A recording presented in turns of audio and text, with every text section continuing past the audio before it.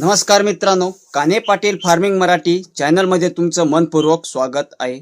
मित्रांनो, हा व्हिडिओ शेवटपर्यंत बघा। आजचा विषय मित्रांनो असा विषय जो साधा नाही आणि जो तिखट पण नाही, पण असा विषय जो एकाच वेळी शेतकऱ्याला जाग करतो आणि तो विषय म्हणजे शेतकरी 80% वेळा ती मोठी चूक करतात।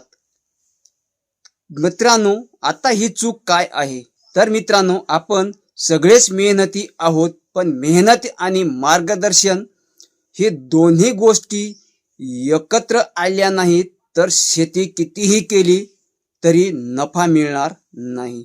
आता खरा मुद्दा सांगतो मित्रांनो, बहुतांश शेतकरी पीक पेरायचं ठरलं की थेट खताच्या दुकानात जातात। जमिनीला काय हवं आहे, काय कमी जास्त आहे हे न बघता थेट पोती उचलून आणतात। कोणीतरी सांगितलं, शेजाऱ्यांनी वापरलं की दुकानवाल्यांनी आपल्याकडे ढकललं, बस तीच खत आपल्याकडेही। पण मित्रांनो, जमिनीच्या गरजा वेगळ्या असतात। जशी प्रत्येक माणसाची तब्येत वेगळी, तसंच प्रत्येकी शेतीची स्थिती पण वेगळी। कधी मातीला नायट्रोजन जास्त असतं, कधी फॉस्फरस कमी असतं, कधी पोटॅश कमी असतं, कधी जीवाणुद्रव्ये कमी पण असतात। आपल्या शेतीकडे पाहताच नाही, शेत बघतच नाही, जमिनीचं बोलणं ऐकतच आपण नाही, आणि मग पेरणी केल्यानंतर म्हणतो उत्पादन कमी आलं, पीक पिवळं पडलं, शेती परवडत नाही। परवडणार कशी हो मित्रांनो? जे जमिनीला लागतं तेच दिलं नाही आणि जे जमिनीला नको ते भरभरून टाकलं, मग पीक फेल झाले तर नवल काय आहे?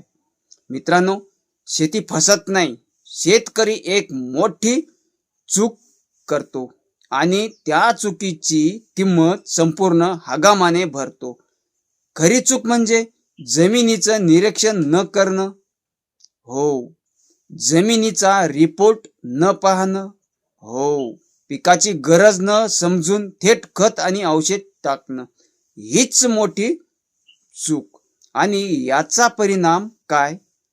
खताचा खर्च वाढतो, पिकाला परिणाम दिसत नाही, माती कडक होते, बंजर होते, भुसभुशीत राहत नाही, रोग वाढतात, उत्पादन निम्म होतं आणि शेवटी शेतकरी म्हणतो शेती परवडत नाही। पण परवडत नाही ती शेती नव्हे मित्रांनो, परवडत नाही ती चूक मित्रांनो। शेती एक विज्ञान आहे, तंत्रज्ञान आहे, आणि शेतकरी जर जमिनीची भाषा समजली नाही तर पीक कधीच फेल होणार नाही। म्हणून एक छोटी विनंती, एकदा तरी पेरणीच्या पूर्वी मातीची टेस्ट करत चला। जमिनीला काय कमी, काय जास्त, काय पूरक, काय धोकादायक आहे हे सगळं स्पष्ट मित्रांनो कळतं। मग त्यानुसार खताचं प्रमाण ठेवा, नियोजन करा। जवळचं शेजाऱ्याचं किंवा दुकानाचं ऐकून नव्हे तर तुमच्या जमिनीचं ऐकून शेती करा।